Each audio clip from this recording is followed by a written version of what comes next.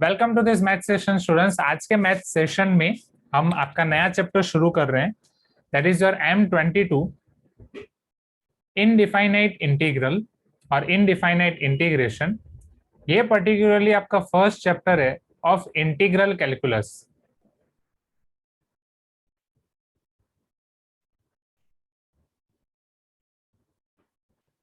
Integral calculus के लिए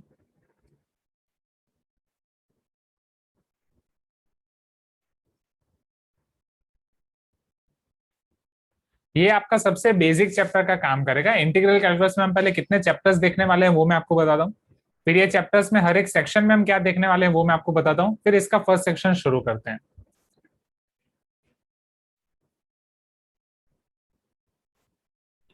integral calculus में M22 आपका पहला चैप्टर आएगा, which is your indefinite integration.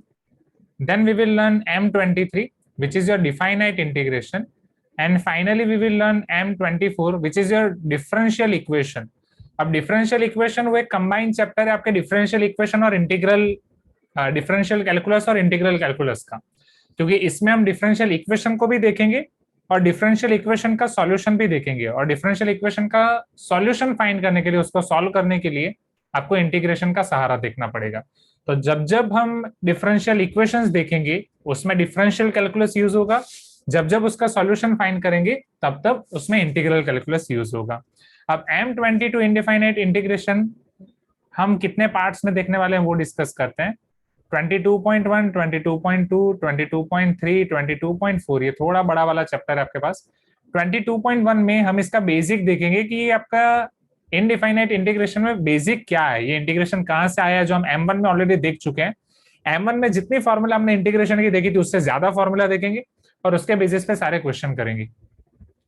22.2 और 22.3 में पर्टिकुलरली हम सब्स्टिट्यूशन बेस्ड क्वेश्चन देखेंगे। ये दो पार्ट में आपका डिवाइडेड है, integration based on substitution part 1, integration based on substitution part 2। ऐसे इंटीग्रेशन के क्वेश्चंस होंगे जो सब्स्टिट्यूशन से आप नहीं कर पाओगे, मतलब सब्स्टिट्यूशन के बिना नहीं कर पाओगे, बट उसमें किसी को कुछ सब्स्टिट्यूट कर लो, जैसे एक्स को साइन थीटा ले लो, या एक्स को कॉस थीटा ले लो, या एक्स स्क्वायर को ए ले लो, एक्स स्क्वायर को टी ले लो, तो उससे आपका काम बहुत आसान हो जाएगा। ऐसे वाले क्वेश्चन देखेंगे। 22.4 में हम इंटीग्रेशन बाय पार्ट्स देखने वाले हैं, या शायद पार्ट्स इसके बाद होगा, और एक और हम देखने वाले हैं which is called partial fraction method.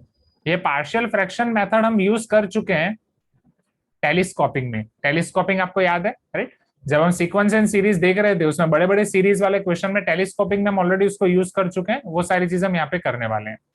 तो बेसिकली आपके 5 एक्सरसाइजेस के क्वेश्चन 5 एक्सरसाइजेस में पूरा डिवाइडेड है M22, और काफी बड़ा चैप्टर होने वाला है। So are you ready to start M22.1? पहले आपको इंटीग्रल कैलकुलस और ये चैप्टर का पूरा आइडिया आ गया? Everyone please give me some response, right? So let us learn basics of indefinite integration. Now साम्य आपको लेट हो गया? हाँ सर। हमने फोटो शूट कर दिया, right? So don't worry, what we will do, end में वापस एक फोटो ले लेंगे, ठीक है? चलेगा? हाँ। सो बेसिक्स ऑफ इनडिफाइनाइट इंटीग्रेशन। चलो बेसिक्स के लिए फर्स्ट M1 से आपको जितना याद है मुझे बताओ। M1 से आपको क्या याद है, मतलब कैसे हमने पढ़ा था डिफरेंशिएशन से इंटीग्रेशन, इंटीग्रेशन से differentiation? Integral x to the power n dx का x to the power n+1 by n+1 plus c। अच्छा, मतलब एक फॉर्मूला आपको याद है कि integral x to the power n हमने देखा था, that was x to the power n+1 by n+1 plus c। Okay, उसके अलावा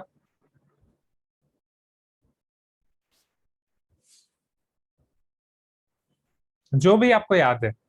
यस, ऑपोजिट ऑफ डिफरेंशिएशन, मतलब अगर D by D X of F of x अगर वो जी ऑफ एक्स है, तो अगर ये डिफरेंशिएशन उस तरफ जाएगा तो वो इंटीग्रेशन हो जाएगा। F of x will be equal to integral G of X D X, correct? और कुछ जो भी आपको याद हो, थोड़ा बहुत हल्का सा। डिफरेंशिएशन आपका इंटीग्रेशन का ऑपोजिट है, आपने मुझे बताया, ये एक फॉर्मूला साइन का कॉस हो जाता है। ओके, साइन का कॉस हो जाता है।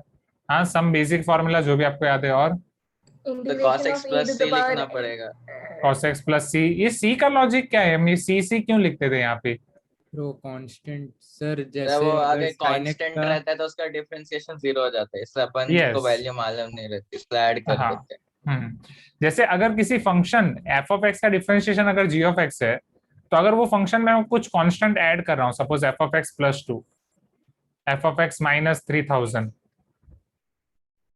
एफ ऑफ एक्स प्लस 2015, इन सबका डिफरेंशिएशन आपका जी ऑफ एक्स ही आएगा, हाँ या ना, राइट। ये एक फंक्शन का डिफरेंशिएशन आपका जी ऑफ एक्स आएगा, क्योंकि g of x plus 0, g of x minus 0, right. In the same way यहाँ पे भी जी ऑफ एक्स प्लस 0, तो इन सबका डिफरेंशिएशन आपका जी ऑफ एक्स आएगा। तो द मोमेंटरीली आप जब डी बाई डी एक्स यहाँ पे दे रहे हो, इन सबका इंटीग्रेशन कर रहे हो, तो इंटीग्रल जी ऑफ एक्स आपको क्या मिलेगा, integral G of X D X आपको मिलेगा एफ ऑफ एक्स प्लस 2 भी मिल सकता है, एफ ऑफ एक्स माइनस 3000 भी मिल सकता है, एफ ऑफ एक्स प्लस 2015 भी मिल सकता है। मतलब बहुत सारे ऐसे फंक्शंस हैं जिनका डिफरेंशिएशन करके हमें एक ही आंसर मिलता है। तो एक ही फंक्शन का इंटीग्रेशन करके हमें बहुत सारे आंसर्स मिल सकते हैं। उन सभी आंसर्स को समराइज करने के लिए हम एक आर्बिट्ररी कांस्टेंट का यूज करते हैं, that is called C. Am I correct? ये आर्बिट्ररी कांस्टेंट सी अलग अलग वैल्यू पे आपके कर्व की अलग अलग वैल्यू देता है। अब आपको पता है कि अलग अलग कर्व बस वो सी की अलग अलग वैल्यू पे ट्रांसफॉर्म हो जाते हैं, हाँ या ना, y प्लस सी, y माइनस सी। अब वो आपको ये भी पता है, यस और नो एवरीवन, हाँ या ना, राइट। हाँ तो ये वाला आपका सी का लॉजिक हो गया, ये इंटीग्रल का बेसिक हो गया, राइट। चलो उसके अलावा next,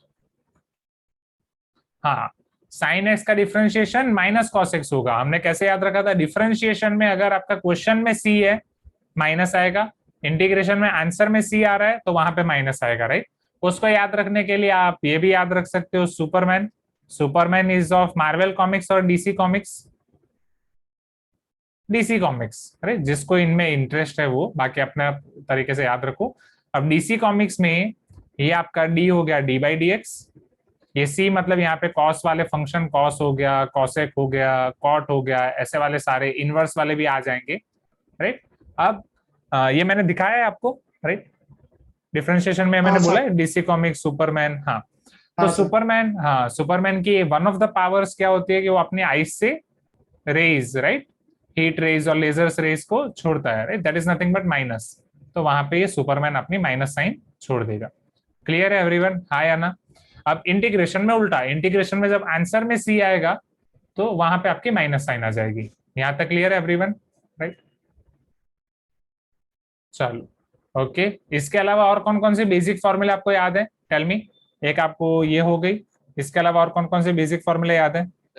e to the power x पे e to the power x ही रहता है। Okay, e to the power x का कुछ भी कर लो वो आपकी e to the power x ही रहता है, राइट। वेदर आप उसका डिफरेंशिएशन कर दो, इंटीग्रेशन कर दो, 10 बार कर दो, 20 बार कर दो, कोई फर्क नहीं पड़ेगा, किसी भी ऑर्डर में जाओ। हाँ, 1/x का इंटीग्रेशन में वो रूल अप्लाई नहीं होगा, वो x to the power n plus 1 वाला Yes. हो जाएगा ln x plus yes. So here our condition should be n is not equal to -1. So integral 1 upon x dx is equal to ln x. अब particularly ln mod x में लिख दूंगा क्योंकि log सिर्फ positive x के लिए define है, right. तो गलती से अगर कोई यहाँ पे नेगेटिव x ले रहा है या x ऐसा वेरिएबल है जिसकी वैल्यू नेगेटिव आ रही है तो मोड से वो पॉजिटिव हो जाएगी। यस, वंश इज टेलिंग इज सर, अच्छा डीसी के रेटिंग्स ऑलवेज नेगेटिव होते हैं इसीलिए माइनस साइन, हाँ। तो जिस भी तरीके से आपको याद रखना हो, ठीक है। चलो नेक्स्ट, इसके बाद और कौन कौन सी फॉर्मूले देखी थी? a to the power x. कौन सा? a to the power x, okay. a to the power x का integration a to the power x by log ln a. Yes, ln a और log a base e plus c, ठीक है। Next, cos का sine हो जाएगा, okay, integral cos x ds is equal to sin x plus c। उसके अलावा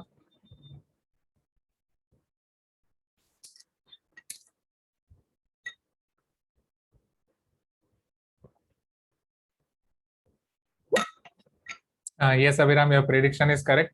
चलो इसके अलावा जो भी आपको याद हो, याद नहीं है तो बाकी की फॉर्मूला देख लेते हैं, ठीक है, यहीं तक। Yes, Shreyar is telling differentiation of constant is 0, अच्छा वो तो पहले वाला हो गया, ओके। चलो तो बाकी की फॉर्मूला भी यहाँ पे देख लेते हैं। ये बेसिक फॉर्मूला कुछ हमने ये देखी थी M1 में, प्लस माइनस 1 देखी होंगी एक्स्ट्रा, कम ज्यादा। अभी सारी फॉर्मूले यहाँ पे देखते हैं वापस थोड़ा डिटेल में।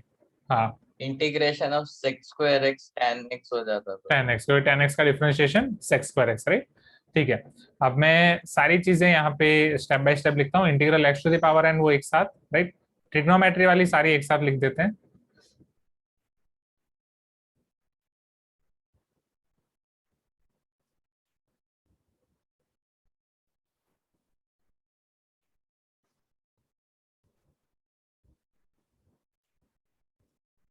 चलो, अब जैसा आपने बोला tan का डिफरेंशिएशन sec स्क्वायर होता है, तो sec स्क्वायर x का डिफरेंशिएशन आपका हो जाएगा tan x।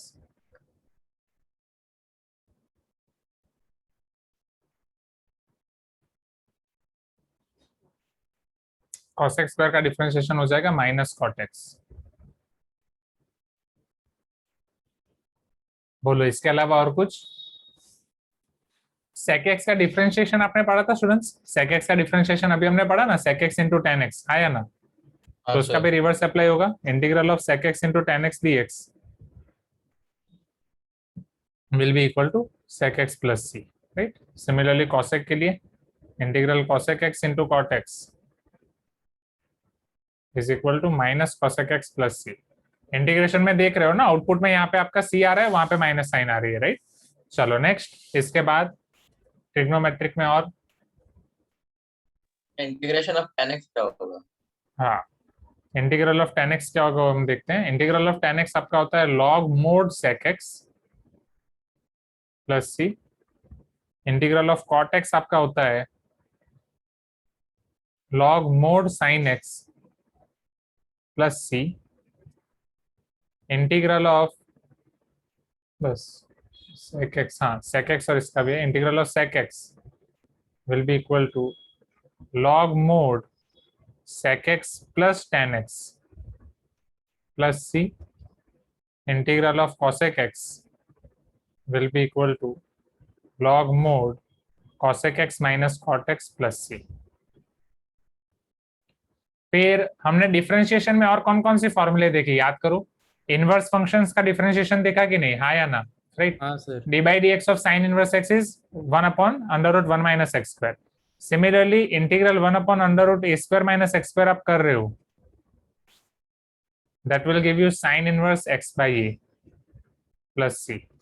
फिजिक्स में बहुत बार यूज होता है सर। फिर integral 1 upon A square plus x square will be your tan inverse Tan x by A, inverse. But यहाँ पे एक ट्विस्ट कहानी में 1 upon A tan inverse x by A plus C, क्योंकि tan इनवर्स एक्स का differentiation 1 upon 1 plus x square होता है, right. तो थोड़ा सिंप्लीफाई करके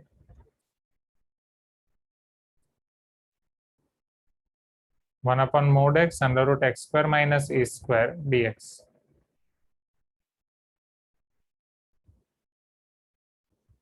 sec inverse x by A plus सी।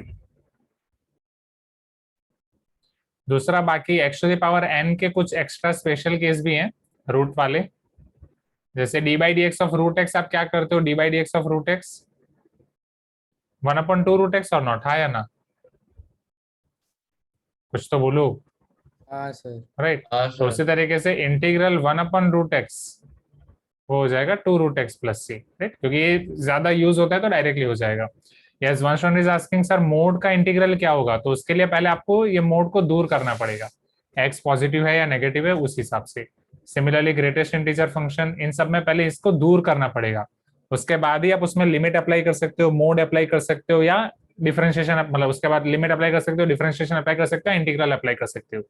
तो मोड हो गया, ग्रेटेस्ट इंटीजर फंक्शन हो गया, ऐसे सभी फंक्शन में आपको लिमिट, डिफरेंशिएशन, इंटीग्रेशन कुछ भी अप्लाई करने से पहले उसको रिलीज करना पड़ेगा, उसको छोड़ना पड़ेगा, मतलब किस तरह वो पर्टिकुलरली वो एरिया में उसकी क्या वैल्यू है उस हिसाब से, ठीक है। इसके अलावा और सारी फॉर्मूला तो आ गई हैं, और भी बहुत सारी फॉर्मूला है, बट वो स्टेप बाय स्टेप हम देखेंगे, ठीक है। तो पहले इतना लिख दूं, ये बेसिक तो ऑलरेडी आपने पढ़ा है, तो ये सब लिखने की जरूरत नहीं है, राइट। ये तो बस आपका M1 का हमने रिवीजन देखा, यहाँ से ये सब लिखना शुरू कर दो। तो ट्रिग्नोमेट्रिक से लिखना है। नाउ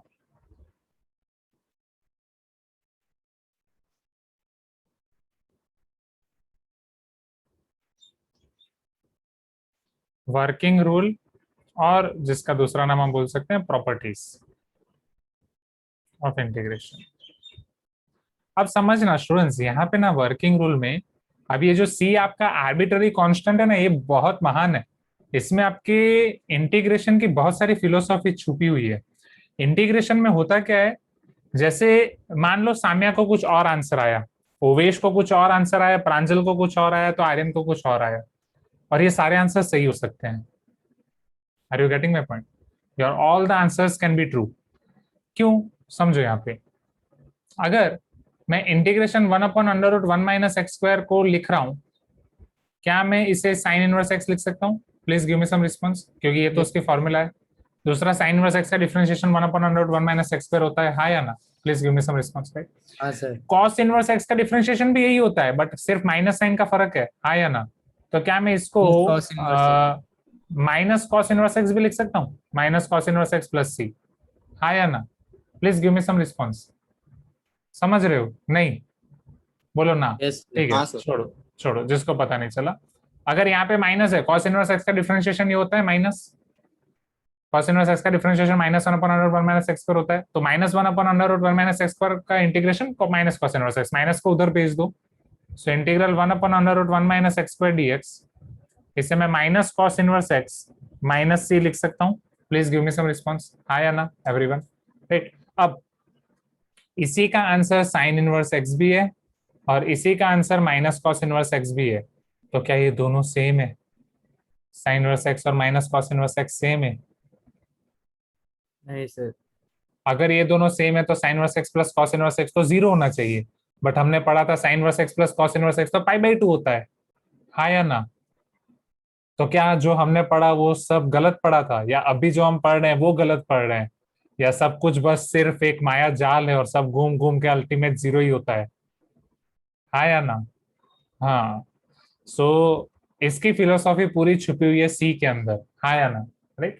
क्योंकि यहाँ पे पर्टिकुलरली आपके पास है साइन इनवर्स x प्लस सी, यहाँ पे कॉस इनवर्स x माइनस सी, और ये दोनों सी सेम नहीं है, ये दोनों सी अलग है, राइट?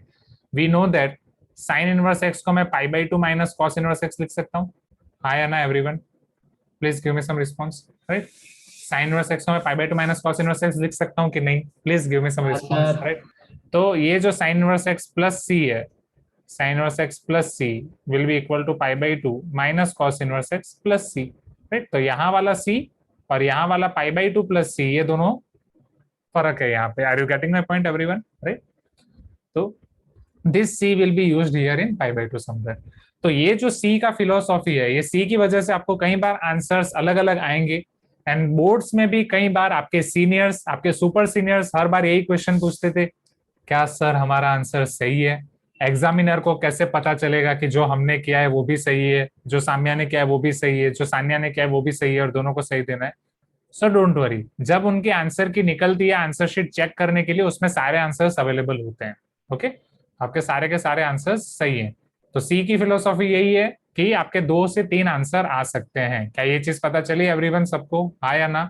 ये तो एक छोटा एग्जाम्पल था, जैसे बड़े बड़े क्वेश्चन करेंगे वहां पे और पता चलेगा। वर्किंग रूल में पहला वर्किंग रूल जो आप ऑलरेडी पढ़ चुके हो, u प्लस और माइनस v dx, डिफरेंशिएशन में भी सेम, यहाँ पे भी सेम, u v को आप f of x plus g of x भी लिख सकते, मतलब f और g भी लिख सकते हो। It is integral u dx plus और minus integral v dx, where u is your f of x, एक फंक्शन है x का, v is your g of x, दूसरा फंक्शन है x का। क्या ये चीज क्लियर है यहाँ तक everyone? You can tell me yes अगर ये क्लियर है तो, ठीक है। दूसरा हमने क्या पढ़ा था कि k अगर होगा इंटीग्रेशन के अंदर तो वो बाहर निकल जाएगा, right? k u dx will be equal to k integral u dx, am I correct? Please give me some response, right? दूसरा मुझे बताओ, जीरो का इंटीग्रेशन क्या होगा?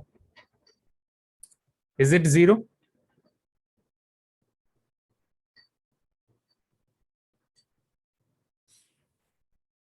किसका डिफरेंशिएशन 0 होता है? कांस्टेंट का, right? So it will be constant only, right? This is not working rule, but ये तो अचानक मुझे बीच में याद आ गया, ठीक है। इंटीग्रल 1 dx या इंटीग्रल dx आपका होता है x, ये हम नीट के बच्चों को बोलते हैं, बस डायरेक्टली ऐसे याद रख लो, इंटीग्रेशन और d कैंसिल हो जाएगा, इंटीग्रल डिफरेंशिएशन कैंसिल हो जाएगा, आंसर आ जाएगा x, बस ऐसे ही बोलने के लिए, ठीक? बट पर्टिकुलरली वो 1 है, x टू द पावर 0, तो x टू द पावर 0 प्लस 1, 1/1 प्लस c, यहाँ पे प्लस c आएगा, ठीक है। इसके अलावा जैसे इंटीग्रल 1/x का आपको पता है लॉजिक, 1/x का इंटीग्रेशन होता है log mod x, बट अगर डिनोमिनेटर में x नहीं है, f of x है, ऊपर उसका डिफरेंशिएशन है f dash x है, तो वो हो जाएगा log mod f of x plus c, right.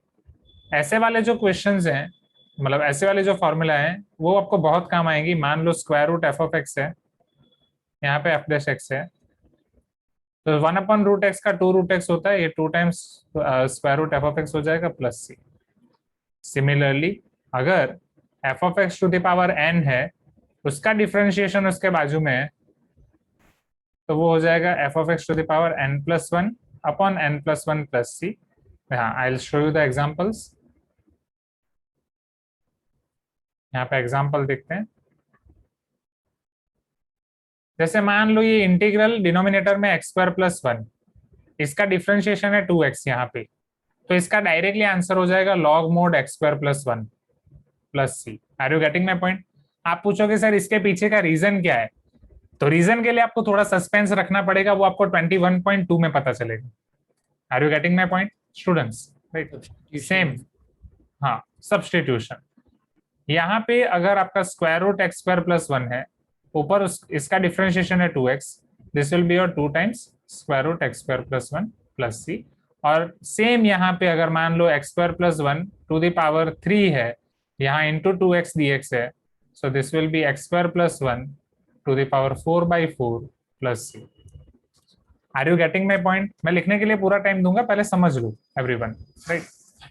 इसके बेसिस पे जैसे जैसे क्वेश्चंस देखते जाएंगे, वैसे वैसे ये चीजें और आसान होती जाएंगी। पहले हम ये सारी प्रॉपर्टीज खत्म कर रहे हैं, ओके।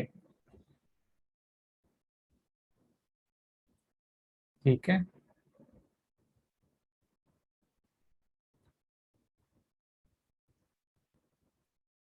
दो और आपको प्रॉपर्टीज दिखाता हूँ, फिर वहां से आगे बढ़ते हैं। इसको याद रखने का एक ट्रिक बस वही है, समझो। dx के बाजू में अगर फंक्शन का डिफरेंशिएशन है, dx के बाजू में अगर किसी भी फंक्शन का डिफरेंशिएशन है, राइट, तो उस फंक्शन का डायरेक्टली आप इंटीग्रल करो उसको x मान के। अगेन, dx के बाजू में अगर किसी भी फंक्शन का डिफरेंशिएशन है, dx के बाजू में अगर किसी भी फंक्शन का डिफरेंशिएशन है, तो उस फंक्शन का आप डायरेक्टली इंटीग्रेशन करो उसको x मान के, राइट। अब यहाँ पे 1/f of x, उसकी जगह अगर 1/x होता तो उसका इंटीग्रेशन आप कर सकते हो everyone. What is integration of 1/x? ln mod x और नॉट, राइट। तो इंटीग्रल 1/f of x आपका हो जाएगा ln mod f of x। Are you getting my point? What is integral of 1/√x? 2√x only, yes और no everyone, right. तो ये आपका हो जाएगा 2√f of x, और integral x to the power n, x to the power n+1/n+1, तो f of x to the power n का हो जाएगा f of x to the power n+1/n+1। क्या ये चीज पता चल रही है students? You can tell me yes अगर ये क्लियर है तो। पहले Yes, dx के बाजू में f dash x है तो ठीक है। दूसरा, हाँ, अभी आपको कुछ भी पूछना हो तो चैट बॉक्स में पूछना, I want be able to hear you, right. वो ब्लूटूथ ईयरफोन की बैटरी खत्म हो गई है। नाउ दूसरी चीज, अभी e to the power x into f of x का डिफरेंशिएशन आपको याद है एवरीवन, या कल ही एडवांस क्लास में हमने किया था रात को? नहीं नहीं अभिराम, वैसा नहीं बोल सकते, वैसा नहीं बोल सकते। इसका सस्पेंस एक बार हम देखेंगे तो क्लियर हो जाएगा, क्योंकि एफ डैश एक्स को हम इंटीग्रेशन के अंदर से उस तरफ ट्रांसफर नहीं कर सकते, फंक्शन को इंटीग्रेशन के अंदर से उस तरफ हम ट्रांसफर नहीं कर सकते, ओके। सो यहाँ पे इंटीग्रल पे जाने से पहले differentiation e to the power x f of x plus f dash x, e to the power x into f of x, इसका डिफरेंशिएशन मुझे करना है। इसका डिफरेंशिएशन क्या होगा? e to the power x constant, f of x का differentiation f dash x plus f of x constant, e to the power x का differentiation e to the power x। e to the power x को common निकालता हूं, ये f of x plus f dash x हो जाएगा। Please give me some response everyone, हाँ या ना, राइट। अब सेम यहाँ पे जब d by dx अपनी जगह बदलेगा, जब d by dx उस तरफ जाएगा तो वो इंटीग्रल हो जाएगा, राइट। अब इसी को इंटीग्रल के फॉर्म में मैं लिखता हूं। So integral e to the power x f of x plus f dash x will give you e to the power x f of x plus c, okay. अगर e to the power x है उसके साथ f of x plus f dash x है, तो उसके integration में answer आएगा e to the power x into f of x. ये चीज क्लियर हुई स्टूडेंट्स? एक और चीज, जैसे डिफरेंशिएशन में हमने देखा था, differentiation of even function will give you odd, right? ये नंबर में कंफ्यूजन ना हो जाए इसलिए फंक्शन लिखना जरूरी है। And integral of odd function will give you even. और जब मैं इवन और ऑड फंक्शन में आउटपुट की बात कर रहा हूं तो आउटपुट में सी को इंक्लूड नहीं कर रहा हूं फंक्शन के अंदर, क्योंकि सी इंक्लूड करोगे तो फिर वो इवन ऑड नहीं रहेगा। Are you getting my point everyone? Right? Even function का इंटीग्रेशन ऑड हो जाएगा, ऑड फंक्शन का इंटीग्रेशन इवन हो जाएगा, राइट? इसके अलावा भी एक और चीज आपको मॉड्यूल में दी गई है, बट वो अभी मैं आपको दिखाऊंगा तो उसमें चक्कर आ जाएंगी, थोड़ा कॉम्प्लिकेटेड हो जाएगा। सो बेटर उसको हम 21.2 में देखेंगे। Yes, and Samar is asking क्या सर इंटीग्रेशन में u इंटू वी रूल नहीं होता? नहीं होता।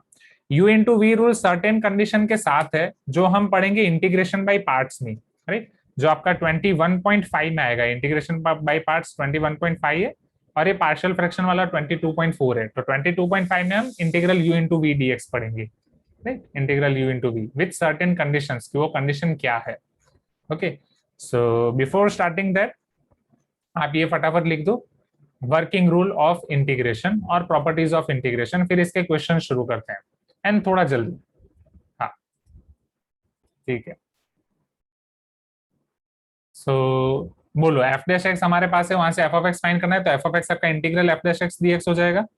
सो therefore F of x will be equal to integral F dash x से आपके पास x to the power 4 dx, right? चलो एक्स टू द पावर 4 का इंटीग्रेशन, हाँ, x to the power 5 by 5 plus c. Yes. So one student is telling this is iconic moment. मैं जब सबको बोलने के लिए बोलता हूँ तब कोई नहीं बोलता है, एंड जब बोलता हूँ मत बोलो तब सब लोग बोलते हैं। So nice. f of x equal to x to the power 5 by 5 plus c. Now we will use this concept f of 0 equal to 7 to find the value of c. ये इसको इनिशियल वैल्यू कंडीशन बोलते हैं और ये भी आप physics में use कर चुके होंगे c फाइंड करने के लिए, हाँ या ना? So when x equal to 0, f of 0 equal to 7. So therefore, f of 0 is equal to 0 by 5 plus c. So f of 0 is nothing but 7. 7 is equal to c. 7 की value मैं यहाँ पे सब्स्टिट्यूट कर देता हूँ।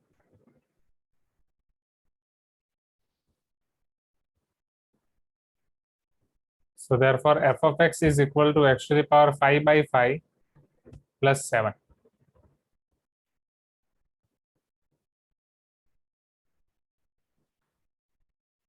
Clear है students? पहला question एकदम आसान सा फुद्दू सा क्वेश्चन, राइट? धीरे धीरे जो इंटीग्रेशन के कंसेप्ट आपने पढ़े, हम धीरे धीरे सीढ़ियां चढ़ते जा रहे हैं। ओके, इजी है एवरीवन? फर्स्ट क्वेश्चन इजी लग रहा है इंटीग्रेशन, राइट? जो आप M1 में ट्राई कर चुके हो उसके रिस्पेक्ट में थोड़ा ज्यादा जाना है, तो इसीलिए जो फॉर्मूला मैंने आपको आज दिखाई वो सारी फॉर्मूला का चार्ट आपके पास रेडी होना चाहिए ये इंटीग्रेशन का। जैसे आपका अभी इंटीग्रेशन सभी जगह पे घुस जाएगा, राइट? तो ये चार्ट रेडी होना चाहिए, पहली चीज। दूसरी चीज, ये सारी फॉर्मूला आपको 5-5 बार तो लिखनी है घर से। मैंने 20-20 बार लिखी थी, हम सबने 20-20 बार लिखी थी, तभी आज ये पोजीशन में हूँ कि मैं आपको पढ़ा पा रहा हूँ। एंड 20 बार भी एक बार नहीं, ऐसा भी बहुत बार हुआ था हमारे साथ, 100 बार तो मिनिमम हुई होंगी। आपको मैं बस 5 बार दे रहा हूँ, होगा एवरीवन? चलो, integrate following function with respect to x. f of x is equal to a to the power x. तो a to the power x का तो इंटीग्रेशन का आपने ऑलरेडी फॉर्मूला देख ही लिया, right? So integral a to the power x dx is equal to a to the power x upon log a base e. Particularly आप बोलोगे sir ये formula वाला है तो यहाँ पे पूछा क्यों है?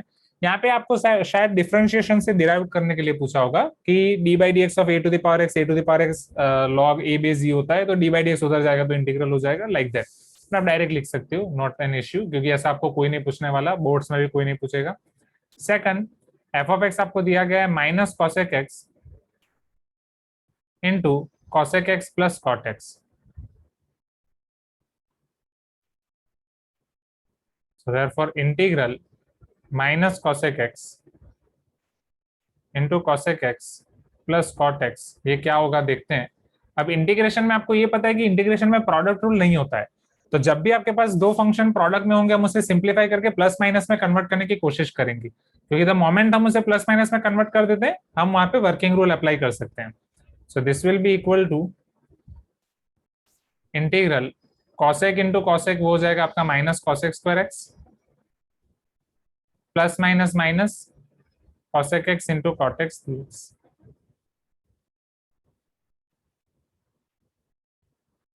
इंटीग्रेशन हम दोनों को दे देंगे, माइनस बाहर, integral cosec square x dx।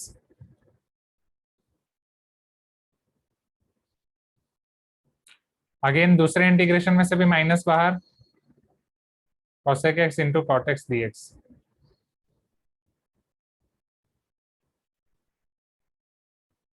sec square x का इंटीग्रेशन tan x होता है, cosec स्क्वायर का माइनस cot x होता है, एक माइनस ऑलरेडी बाहर है, this is your minus cot x। यहाँ का प्लस c हम लिख सकते हैं, समझना। फिर minus cosec x into cot x का यहाँ पे आपका हो जाएगा माइनस cot x, क्योंकि सॉरी cosec x, क्योंकि cosec x का इंटीग्रेशन आपका होता है cosec x into cot x, right, वो माइनस साइन के साथ। अब समझो, अगर मैं यहाँ पे इसका इंटीग्रल लिख रहा हूँ c1, इंटीग्रल नहीं, इसका आर्बिट्ररी कांस्टेंट लिख रहा हूँ फर्स्ट इंटीग्रेशन का c1, दूसरे इंटीग्रेशन का लिख रहा हूँ c2, बीच में प्लस माइनस अप्लाई होके वो c1 प्लस c2 मुझे एक फाइनल आर्बिट्ररी कांस्टेंट मिलेगा, फिर उसको एंड में प्लस c लिखें। उससे अच्छा बेटर है कि आपके एक लाइन में जितने भी इंटीग्रेशन हो सारे खत्म हो जाने दो, जैसे सारे इंटीग्रेशन खत्म हो जाते हैं एंड में एक c लिख दो। Are you getting my point? which will represent combined effect of all the c's, all the arbitrary constants present over there, c1 c2, फिर वो c1 plus c2 है, minus c1 minus c2 है, कुछ भी। is this clear everyone? please give me some response, right? so ये आपका हो जाएगा minus minus cot x minus minus cosec x plus c, और यहाँ पे ये जो स्क्वायर ब्रैकेट है, it is not greatest integer function, ये भी पहले क्लियर करना जरूरी है। चलो ये आसान है, क्वेश्चन नंबर 2 आसान लग रहा है एवरीवन। थोड़ा थोड़ा हम स्लोली अपना स्टेप बढ़ाते जा रहे हैं इनडिफाइनाइट इंटीग्रेशन में, थोड़े थोड़े अच्छे वाले क्वेश्चंस देखते जा रहे हैं, ठीक है। क्वेश्चन नंबर 3 में आपको दिखाता हूँ, फिर लिखने का टाइम देता हूँ।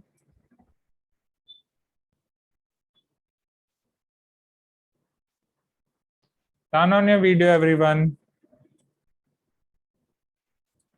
Evaluate integral 5 cos x plus 9 times 1 by x, ये चेक करो 9 times 1 by x ही है, minus x square root x D x.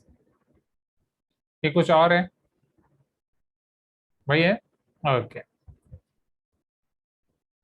अब देखो, जब भी इंटीग्रेशन को इवेल्युएट करना होता है ना, लिमिट वाले क्वेश्चंस आपको याद होंगे, लिमिट वाले क्वेश्चंस में जब भी उसको इवेल्युएट करना होता था हम आगे एल लिखते थे। एल क्यों लिखते थे? क्योंकि लिमिट एल से शुरू होता है या ना। सेम इंटीग्रेशन में हम जब इसको इवेल्युएट करेंगे तो हम इसको आई लिखेंगे, right. I is for integration, exactly I integration के लिए नहीं है। इंटीग्रेशन हम जिसका करते हैं उसे बोला जाता है इंटीग्रंड।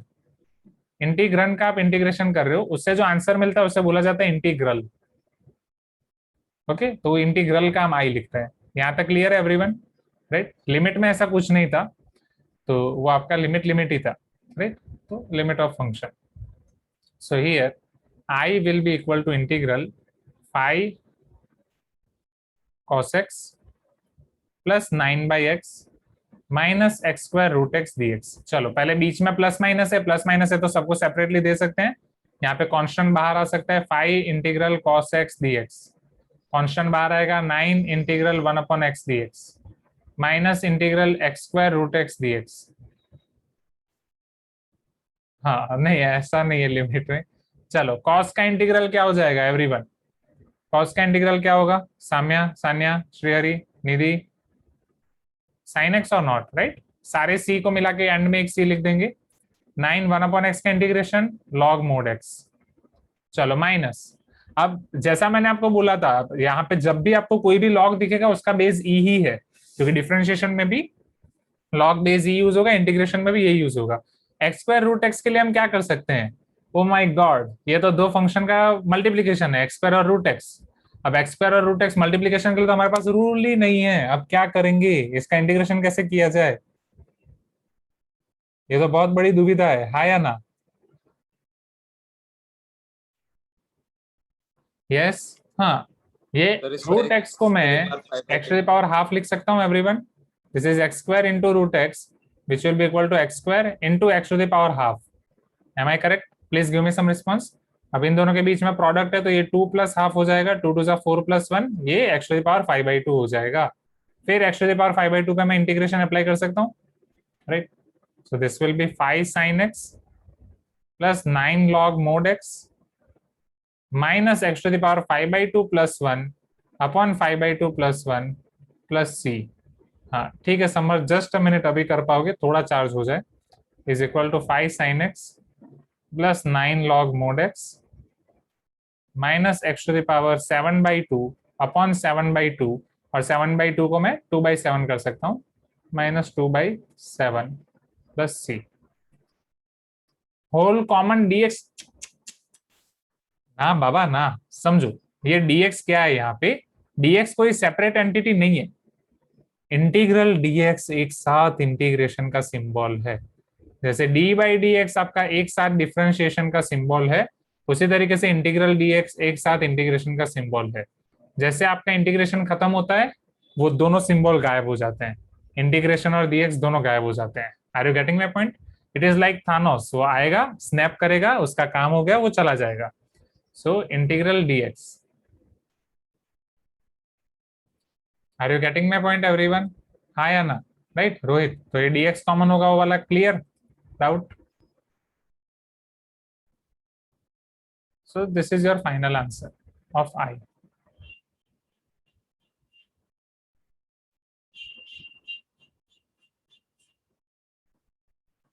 चलो ये 3 क्वेश्चंस आप नोट डाउन कर दो quickly. Meanwhile I will take your attendance and wait, आप अभी अनम्यूट कर पाओगे शायद।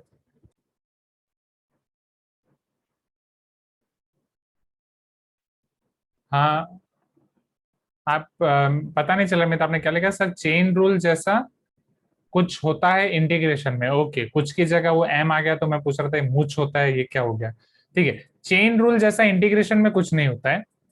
दूसरी चीज, जितना दिमाग आपका इंटीग्रेशन में डेवलप होगा, जितना लॉजिकल कैपेबिलिटी आपका इंटीग्रेशन में डेवलप होगा, उतना और कोई चैप्टर में आपका डेवलप नहीं होने वाला है। समझना क्यों?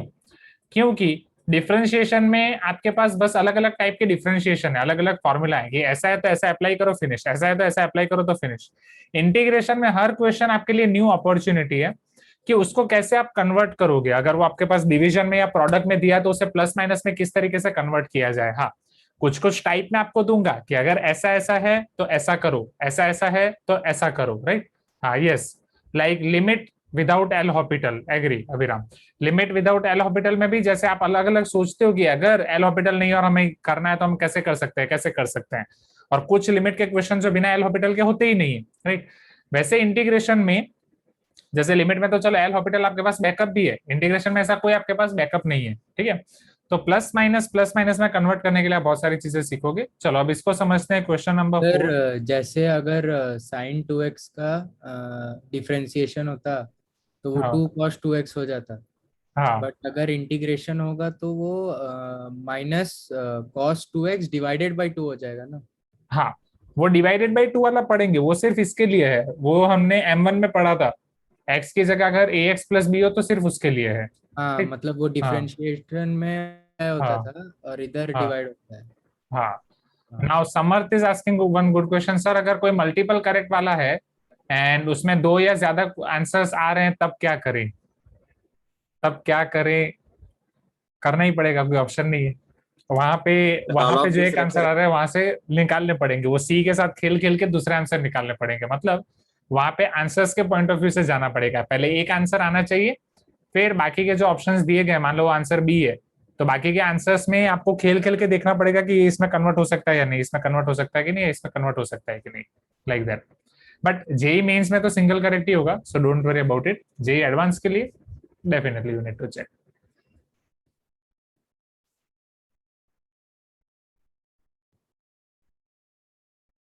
Integral 7 log x square plus sine root x into cos t d t is equal to what? चलो मुझे ये बताओ, यहाँ पे ऑलरेडी उन्होंने बोल दिया बट ये नहीं बोलना चाहिए था, where variable x is independent of t. यहाँ पे आप टी के रिस्पेक्ट में इंटीग्रेशन कर रहे हो और एक्स का टी से कोई लेना देना नहीं है, तो ये पूरी चीज कांस्टेंट हो जाएगी। अगर ये कांस्टेंट है तो मैं इसमें बाहर निकाल दूं, हाँ या ना एवरीवन? कांस्टेंट है तो ये डायरेक्टली इंटीग्रल के बाहर निकल जाएगा। सो जैसे ही इंटीग्रल के पूरा बाहर निकल जाएगा, it will be your 7 log x square plus sine root x integral cos t d t. Yes Abhiram sir, ऐसे क्वेश्चन इंटीजर टाइप में आ सकते हैं।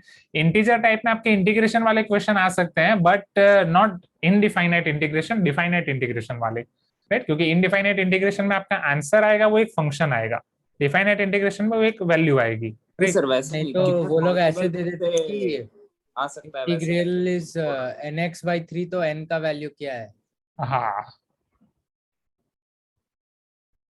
बट ऐसा अगर दे देंगे nx/3 + c, तो उसमें फिर एक ही वैल्यू आएगी इंटीजर की, राइट? उसमें आपकी अलग वैल्यू नहीं आएगी, सो डोंट वरी अबाउट इट। कि अगर ऐसे पूछ लिया जाए कितने पॉसिबल वेज में इंटीग्रेशन पॉसिबल है, जैसे आपने साइन इसका दिखाया। हाँ, वो नहीं पूछेंगे कितने वेज से पॉसिबल है, वो नहीं पूछेंगे, क्योंकि वो बहुत सारे वेज हो सकते हैं ना, क्योंकि मेथड्स तो बहुत सारी हैं करने के लिए, राइट? सो बहुत सारी, इसलिए चलो cos t का इंटीग्रल हमें पता है, it will B sin t + c। अब मान लो जैसे आंसर की चैलेंज करने वाला होता है, उन्होंने दिया है कि 5 मेथड पॉसिबल है, फिर किसी ने चैलेंज करके छठी मेथड निकाली, see this is the 6th method, तो लाइक दैट, इसलिए। तो ये वाला क्वेश्चन आपका आसान है, क्वेश्चन नंबर 4। सर इस क्वेश्चन में देना जरूरी था ना कि एक्सिस इंडिपेंडेंट है। हाँ हाँ, बट अगर नहीं दिया होता तो हम डायरेक्ट एज्यूम कर लेते कि इसका मैं x का t से कोई लेना देना नहीं है, t इसके रिस्पेक्ट में आप इंटीग्रेशन कर रहे हो, तो बाकी सब ऐसे ही है, उसको निकाल और मैं देंगे। ये इंडिपेंडेंट पढ़ा नहीं था, तो वही सोचा था कैसे होगा ये। हाँ, नेक्स्ट क्वेश्चन नंबर 5। और ऐसे क्वेश्चन में अगर आपको नहीं दे रहे हैं, देन जस्ट यूज दिस। चलो, मतलब नहीं दे रहे हैं तो एज्यूम कर लो कि हाँ वो इंडिपेंडेंट है, दूसरा वेरिएबल जो भी दिया गया है वो इंडिपेंडेंट है, और निकाल दो उसे बाहर। Integral a⁴mx b⁴nx dx। चलो, अब इंटीग्रल में मल्टीप्लीकेशन के लिए तो कोई रूल नहीं है, तो अब हम क्या कर सकते हैं यहाँ पे? क्या कर सकते हैं यहाँ पे? थोड़ा सोचो, एक हल्का सा कंसेप्ट। a⁴m b⁴n x लिख सकते हैं, हाँ या ना? Yes sir. क्योंकि ये x पावर तो दोनों को अप्लाई होगी ना, राइट? प्रोडक्ट के ऊपर जब पावर है तो सबको अप्लाई होगी, या प्रोडक्ट में या डिवीजन में, नॉट इन प्लस माइनस। तो a⁴m into b⁴n is constant only. Integral a⁴x का डिफरेंशिएशन क्या, सॉरी इंटीग्रल क्या होता है a⁴x का? a⁴x upon log a base e plus c। तो सेम यहाँ पे a⁴m b⁴n x upon log a⁴m b⁴n base e plus c। अब यहाँ पे आपको डिपेंड कर सकते हैं, हाँ, a⁴m b⁴n को a मान के बस आपको फॉर्मूला अप्लाई करनी है। अब यहाँ पे डिपेंड करता है कि आपको आंसर किस फॉर्म में दिया गया है, समझना।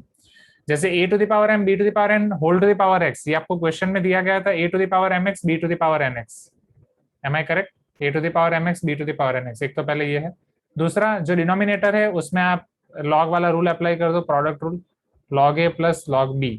फिर उसमें ये वाला रूल, पावर वाला रूल, तो m log a plus n log b plus c। Are you getting my point students, right? तो ये अलग अलग फॉर्म में आपको ऑप्शंस में दिया जा सकता है, this is the case.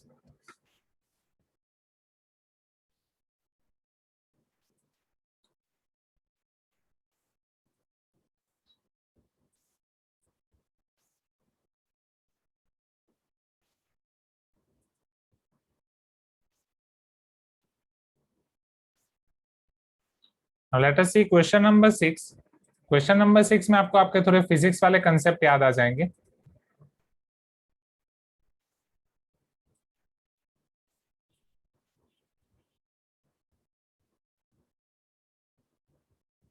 The velocity of an object is given by v of t is equal to 4 to the power t. Find its displacement। Displacement को जनरली हम क्या लिखते थे students? s of t or not, right? Or s after t equal to 2 seconds, okay? If it starts at t equal to 0, starting point t equal to 0 दिया गया है, from x equal to 3, और starting point पे आपको x दिया गया है 3, तो यहाँ पे डिस्प्लेसमेंट को हम x नाम दे देते हैं, ठीक है? चलो, अब डिफरेंशिएशन में हमने ये कंसेप्ट देखा था कि डिस्प्लेसमेंट वेक्टर आपको, या डिस्प्लेसमेंट दिया गया है आपको, डिस्प्लेसमेंट की कोई कर्व के फॉर्म में दिया गया है, तो वहां से वेलोसिटी हम कैसे फाइंड करते थे? v was d by dt of x, right, जहां पे आपने डिफरेंशिएशन पहली बार फिजिक्स में पढ़ा था। अब यहां से अगर आपको डिस्प्लेसमेंट फाइंड करना है तो this d by dt will go to that side, integral v dt will be x or not? Please give me some response everyone, hi Anna, right? तो यहाँ पे I can say that x of t or only x as of now is equal to integral v dt। v आपको दिया गया है 4 to the power t, 4 to the power t dt। बोलो 4 to the power t का integration क्या होगा? a to the power x का भी हमने देखा, a to the power x by log a, so 4 to the power t upon log 4 base e plus c। क्या ये करेक्ट है? Please give me some response everyone. आप यहाँ पे आपको एक चीज दी गई है, उसका आप यूज करेंगे कि t इक्वल टू 0 टाइम पे डिस्प्लेसमेंट था 3, राइट, यूनिट नहीं दिया है, so we can assume this is any unit. तो इसका यूटिलाइजेशन करने के लिए first we will write this formula, x is equal to 4 to the power t upon log 4 base e plus c, right? So this is called initial condition at t equal to 0, x is equal to 3 unit. If I substitute this value in my recent answer, so 3 will be equal to 4 to the power 0 upon log 4 base e plus c. 4 to the power 0 is 1, right? So 3 is equal to 1 upon log 4 base e plus c। आपको c find करना है, so c will be equal to 3 minus, अब ये log e base 4 भी मैं लिख सकता हूँ, right, 3 minus log e base 4। हाँ, नहीं तो आर्यन आपने जो किया है दैट इज ऑल्सो फाइन। आपने क्या किया, 15 बाई ln 4c प्लस 3, सी गलती से आ गया। हाँ अच्छा, 15 बाई ln 4 प्लस 3 मल्टीप्लाई किया आपने यहाँ पे। सर इसमें सी 3 ही होगा ना, क्योंकि वो x से स्टार्ट कर रहा है तो।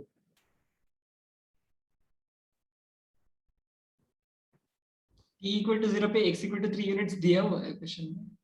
हाँ तो वही कांस्टेंट आ जाएगा ना। बट जरूर t इक्वल टू 0 पे x3 है, हाँ x3 है, t इक्वल टू 0 पे x3 है, c नहीं। c डिपेंड करता है आपका यहाँ पे इक्वेशन क्या बन रहा है उसके ऊपर, राइट। अब अभी तक हमारे पास जो क्वेश्चन होते थे यहाँ पे इक्वेशन ऐसे बनते थे T square plus 2t plus see something, तो उसमें आप t इक्वल टू 0 रख रहे हो तो फिर वो c ही बचता था यहाँ पे, राइट। वहां पे फिर वो आपका 3 इक्वल टू c आ जाता था डायरेक्ट। तो c आपका 3 होगा कि नहीं वो डिपेंड करेगा आपका यहाँ पे फंक्शन कौन सा दिया गया है। Getting my point?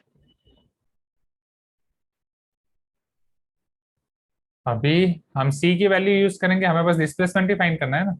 So let us substitute this value of c, या okay. So now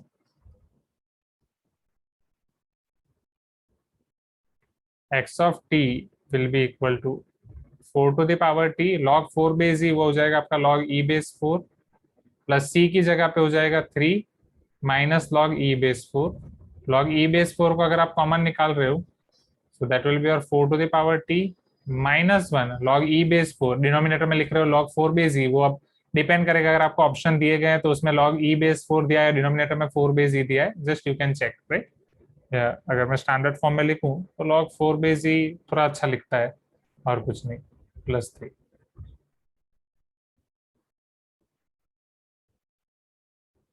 this is your required solution. यहाँ तक क्लियर है एवरीवन? आया ना? भी अप्लाई करना है ना लिमिट क्यों? सर? हाँ, हमें डिस्प्लेसमेंट आफ्टर 2 सेकंड, हाँ अब t इक्वल टू 2 यहाँ पे सब्स्टिट्यूट कर देंगे। नाउ डिस्प्लेसमेंट आफ्टर 2 सेकंड्स, ये आपको मिलेगा डिस्प्लेसमेंट आफ्टर t सेकंड, जब भी t की वैल्यू कुछ भी होगी वो, राइट। तो यहाँ पे now t equal to 2 second, वहां पे आपको डिस्प्लेसमेंट मिलेगा 4 to the power 2 minus 1 upon log 4 base e plus 3। 4 square is 16 minus 1, 15 by log 4 base e plus 3। अच्छा, तो वो बस एक कोइंसिडेंस होगा, राइट आर्यन, जैसा कल हुआ था एडवांस क्लास में। एंड यस, या फिर right, yes Mith, whatever you are observing that is also fine. आप यहाँ पे डायरेक्टली डिफाइनाइट इंटीग्रेशन अगर यूज कर रहे हो यहीं पे, x is equal to definite integration from t equal to 0 to t equal to 2, तो c का झमेला नहीं होगा और डायरेक्टली आपको ये आंसर मिल जाएगा, राइट, अगर आप डिफाइनाइट इंटीग्रेशन यूज कर रहे हो तो। बट सिंस ये मैं इनडिफाइनाइट इंटीग्रेशन के चैप्टर में हम कर रहे हैं तो मैंने इनडिफाइनाइट इंटीग्रेशन से बताया। बट बेटर ऐसे वाले क्वेश्चन में you should go for definite integration, जहां t इक्वल टू 0 आपको दिया है और वहां से t इक्वल टू 2 आपको फाइंड करने के लिए बोला है। So better use definite integration here, t equal to 0 to t equal to 2 in physics as well as in other chapters और other questions of maths, right, जब भी आपके एग्जाम में ये क्वेश्चन आएंगे। सी फिजिक्स में भी आप देखना, फिजिक्स में जब ऐसे टाइप के क्वेश्चन होते हैं, अलग अलग बुक में आपको अलग अलग सॉल्यूशन दिया होगा। कुछ बुक्स में आपको इस तरीके से सॉल्यूशन दिया होगा सी निकाल के इनिशियल कंडीशन पे, कुछ बुक्स में आपको डिफाइनाइट इंटीग्रेशन से दिया होगा, एंड डिफाइनाइट इंटीग्रेशन से आपका काम आसान हो जाएगा। ठीक है, ये क्वेश्चन एक बार मैं वापस सिंप्लीफाई करता हूँ तो सामने आपका डाउट क्लियर हो जाएगा। टी डिनोमिनेटर में मल्टीप्लाई होगा, वापस इंटीग्रेशन नहीं कर रहे ना। ओके, फिजिक्स में आप डायरेक्टली डिफाइनाइट यूज करते हो, वेल एंड गुड, राइट, तो आप डायरेक्टली यहाँ पे डिफाइनाइट यूज कर सकते हो। So velocity of an object is given by 4 to the power t, find its displacement after 2 second, right, if it start at t equal to 0। तो पहले अगर मैं यहाँ पे x is equal to integral v dt apply कर रहा हूँ, वो हो जाएगा आपका 4 to the power t upon log 4 base e। अब यहीं पे आपके लिमिट 0 से 2 लग जाएगी, right, so 4 to the power 2 upon log 4 base e minus 4 to the power 0 upon log 4 base e, यहीं पे आपका आंसर आ जाएगा, right. But that's it. But 3 कैसे आएगा, उसमें 3 आएगा, check, 4 to the power 2 by log 4 base e minus 4 to the power 0। फिर वो प्लस c को ही 3 लेके किया था मैं। नहीं, वेट, अगर यहाँ पे डिफाइनाइट हम अप्लाई कर रहे हैं, जस्ट चेक। सर वो स्टार्टिंग जो है वो 3 से कर रहा है ना, तो उसमें वो 3 ऐड होते जाएगा। हाँ, यस, क्योंकि स्टार्टिंग 3 से कर रहा है तो यहाँ पे पर्टिकुलरली आपका आएगा x at 2 minus x at 0, agree, right, तो वो इधर -3 आएगा, वो इधर +3 ऐड हो जाएगा, got it. So is t equal to 0 to t equal to 4 to the power t dt will be 4 to the power t upon log 4 base e plus c, right. तो आर्यन आपका भी यही होगा, राइट, आपका वो c वाला case यहाँ से हुआ है, 3 से स्टार्ट कर रहा है इसीलिए हाँ, तो ये -3 वाला इधर +3 हुआ है आपका, right. So 4 to the power t by log 4 base e plus c।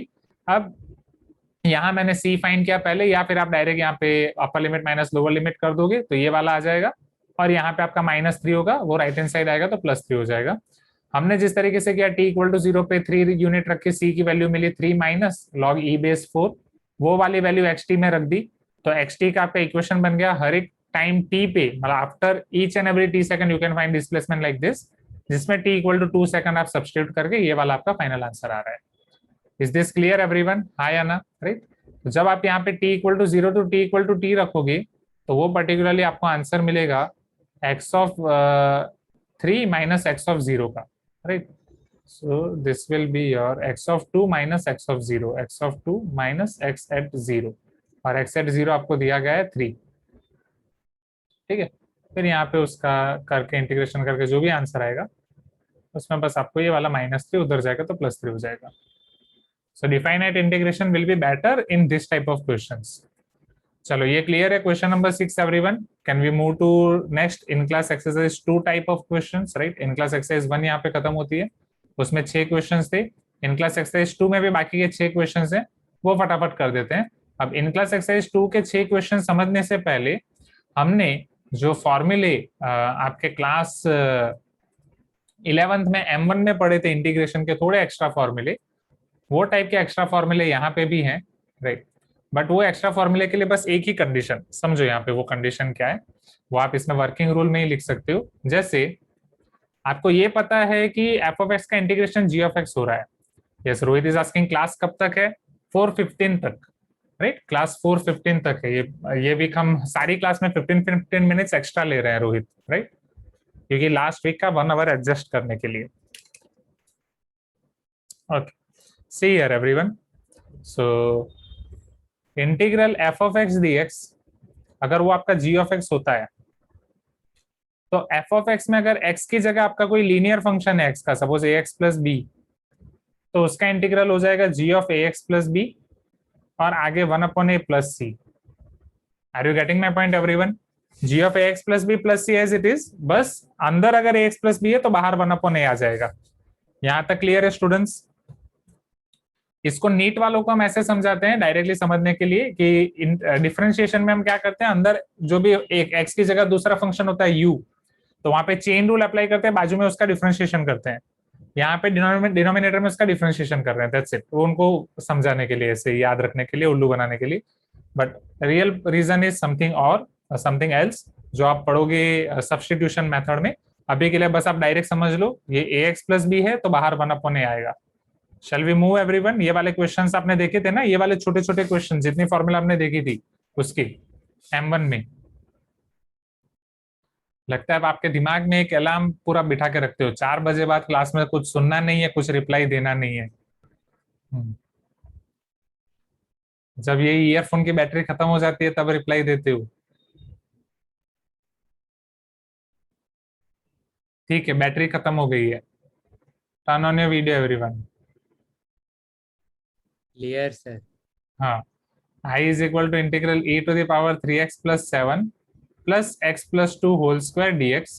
तो इंटीग्रल आपको दोनों को अप्लाई होगा। हाँ, yes Abhiram sir, if we add dx indefinite number of times then it will be x exactly।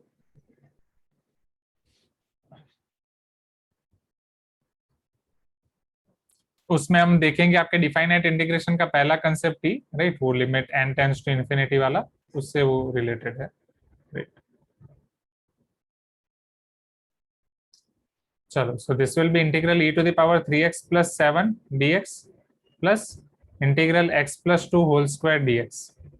चलो, e to the power ax plus b का differentiation e to the power ax plus b, but ax plus b का coefficient, मतलब x का coefficient 3, x plus 2 whole square का x plus 2 whole cube by 3, जो x square का होता है वही, x का कोएफिशिएंट 1 है तो वो यहाँ पे आ जाएगा 1। पूरा इंटीग्रेशन खत्म, we will apply plus c, राइट। नहीं, हाँ, जैसे फर्स्ट प्रिंसिपल ऑफ डेरिवेटिव होता है, ऐसे फर्स्ट प्रिंसिपल ऑफ इंटीग्रल नहीं है, तो डोंट वरी अबाउट इट। हाँ हाँ, यस अभिराम, वो डिफाइनाइट इंटीग्रेशन की शुरुआत वहीं से करेंगे, तो वहां उसको और डिटेल में समझेंगे, ठीक है। So this is your final answer. Question 7 clear everyone, right? With one small little extra concept of ax plus b.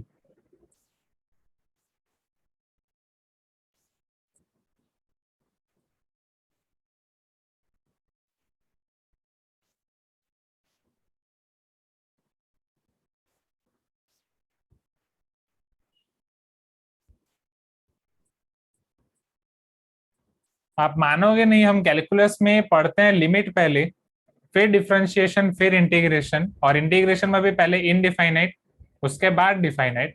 But जब ये कैलकुलस में ये सारी चीजें पहले ढूंढी गई थी या जैसे डिस्कवर हुई थी, तो पहले डिफाइनाइट इंटीग्रेशन मिला था, वहां से इनडिफाइनाइट इंटीग्रेशन मिला था, वहां से डिफरेंशिएशन मिला था, और उसके बाद लिमिट मिला था, ठीक है। This is one of the amazing fact, अगर आपको अमेजिंग लग रहा है तो।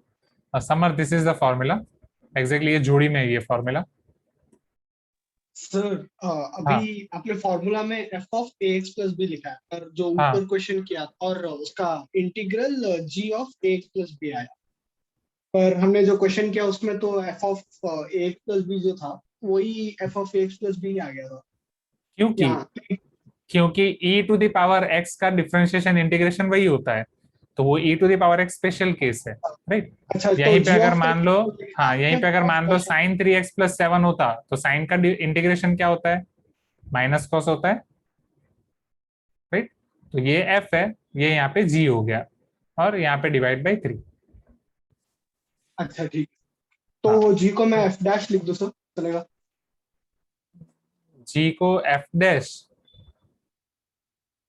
अब वो यहाँ पे ऐसा हो रहा है कि वो साइन का डिफरेंशिएशन भी कॉस होता है, बट माइनस साइन भी तो है, राइट। आप सिर्फ एग्जांपल से वो कर रहे हो, दिस इज जनरल। f का इंटीग्रल g, अब ये मान लो x प्लस 2 स्क्वायर का यहाँ पे x प्लस 2 क्यूब है, तो वो x स्क्वायर dx का x क्यूब होता है। अब यहाँ पे f को g डैश कैसे लिख सकता हूँ मैं? हाँ, f तो g डैश ही है ना, दिखा दीजिए। f is g dash only ना समर्थ। अगर f का इंटीग्रल g होता है, राइट, तो सिंपल सी बात है ना कि f का इंटीग्रल g, तो इंटीग्रल उधर जाएगा, तो that will be differentiation. f will be definitely your g dash x, right? p by dx of gx.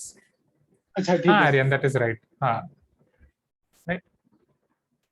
हाँ तो हम लोग लिमिट, डिफरेंशिएशन, इंटीग्रेशन उल्टा पढ़ रहे हैं. यस, तो हम उसी ऑर्डर में क्यों नहीं पढ़ रहे हैं? उसी ऑर्डर में क्यों नहीं पढ़ रहे? बिकॉज इस ऑर्डर में पढ़ना आसान होता है.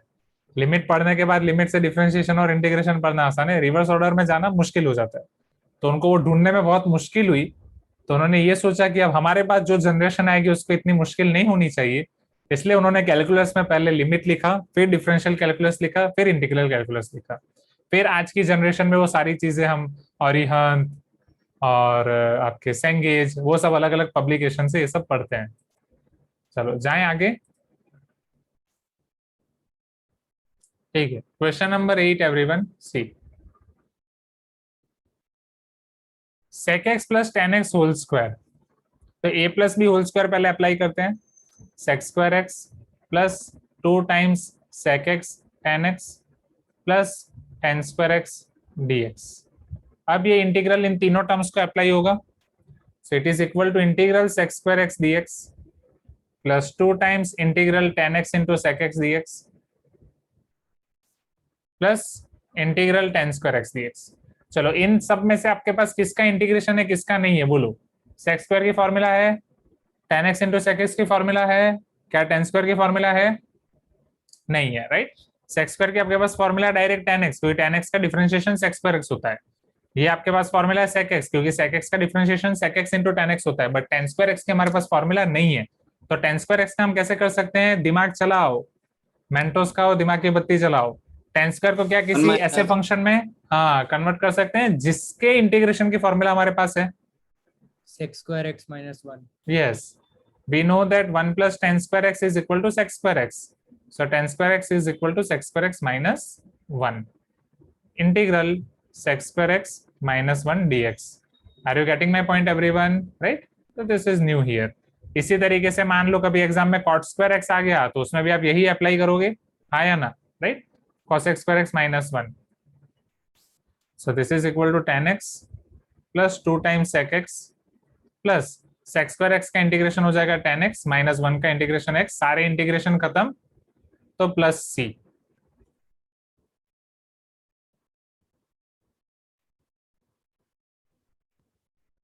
यहां तक क्लियर है एवरीवन? हाँ सर.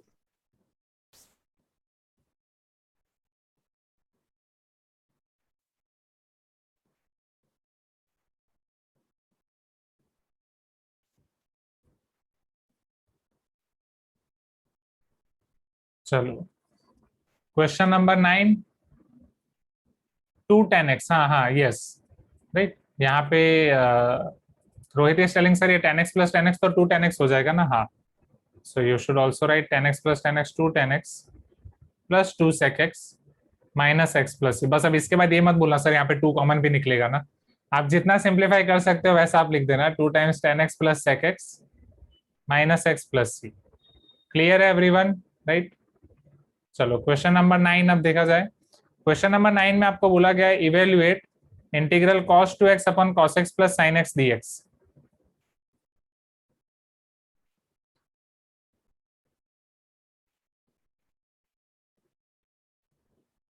चलो दिमाग लगाओ. मैंने आपको बोला था कि इंटीग्रेशन में आपका दिमाग जितना डेवलप होगा उतना कहीं नहीं होगा. ऐसा तो क्या किया जाए यहाँ पे कि ये जो डिवीजन है उसको प्लस माइनस में हम कन्वर्ट कर दे, डिवीजन यहाँ से गायब हो जाए. Turn on your video everyone quickly. cos 2x की कितनी फॉर्मूला है उन?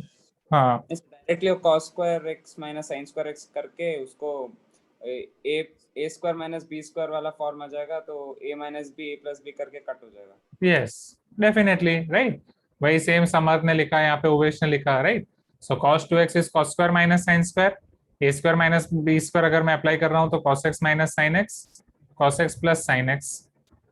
बोलो मजा आ रहा है कि नहीं? इंटीग्रेशन का असली मजा तो अब शुरू हुआ है, हाँ या ना, right? cos x plus sin x dx, cos x plus sin x cancel. अब ये आपका प्लस माइनस में कन्वर्ट हो गया. अब आप इसका इंटीग्रेशन इजीली कर सकते हो. cos का इंटीग्रेशन आपका होता है sin x ओनली, sin का इंटीग्रेशन होता है माइनस cos प्लस cos, पूरा इंटीग्रेशन खत्म. शगुन का हम c रख देंगे. Is this clear? जैसे वो शादियों में वहां पे जाते हैं, शगुन के पैसे रख के आते हैं, कुछ भी शगुन के पैसे वो रखते हैं ना, 100 रुपीज दिए तो ऊपर +1, 1 क्यों, ये शगुन का 101 लाइक दैट, या ऐसा कुछ भी, तो शगुन का सी इंटीग्रेशन का। देन इसके बाद और है हमारे पास,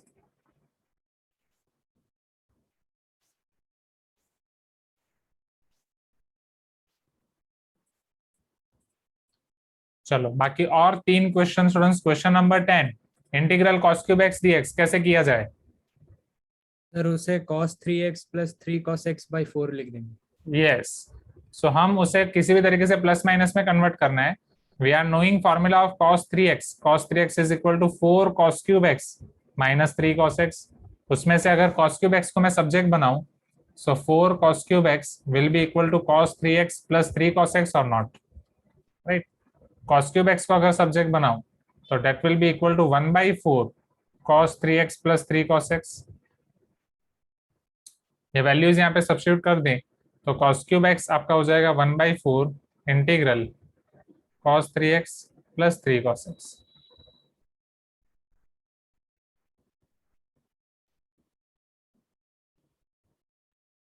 ठीक, 1/4 as it is. cos 3x का इंटीग्रेशन आपका क्या होता है? sin 3x by 3 और not, tell me. 3 as it is, cos x का इंटीग्रेशन आपका होगा sin x, सब खत्म प्लस c। 1/4 आप मल्टीप्लाई भी कर सकते हो या अंदर सिंप्लीफाई करके 3 को कॉमन भी ले सकते हो। In what ever manner you can write your answer. sin 3x by 4 3s are 12 plus 3/4 sin x plus c।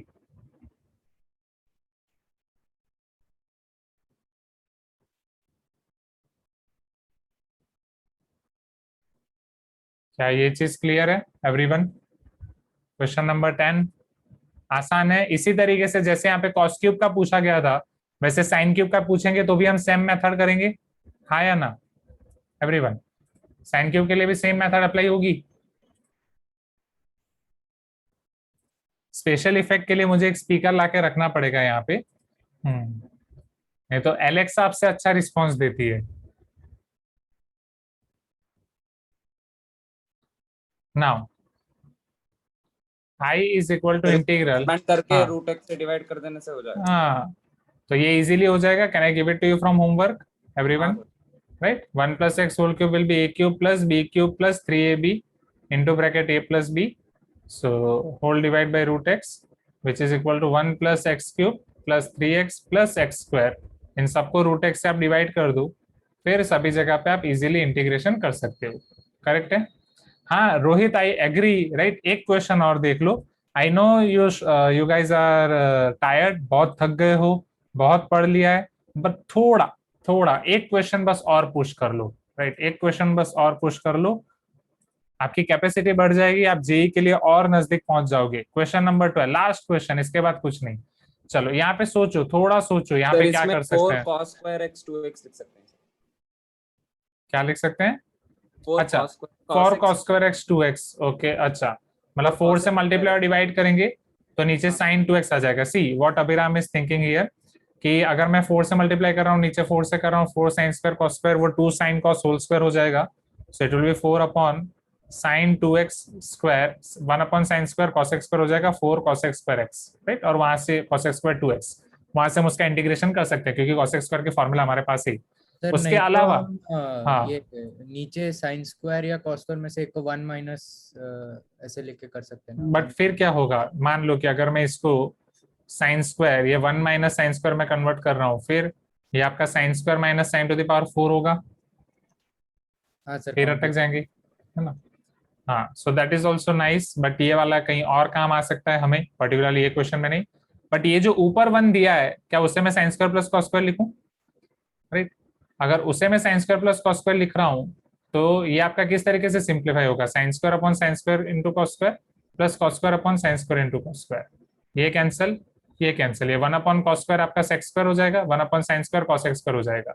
फिर आप इसका इंटीग्रेशन कर सकते हो, ये sec स्क्वायर का integration tan x, cos x square का minus cot x, tan x minus cot x plus c। मैंने आपको बोला था यहाँ पे मल्टीपल आंसर्स करेक्ट हो सकते हैं। अब देखो यहाँ पे आंसर क्या आया, 4 cos x स्क्वायर x का इंटीग्रेशन क्या क्या क्या होता है? Minus cot 2x by 2 plus c।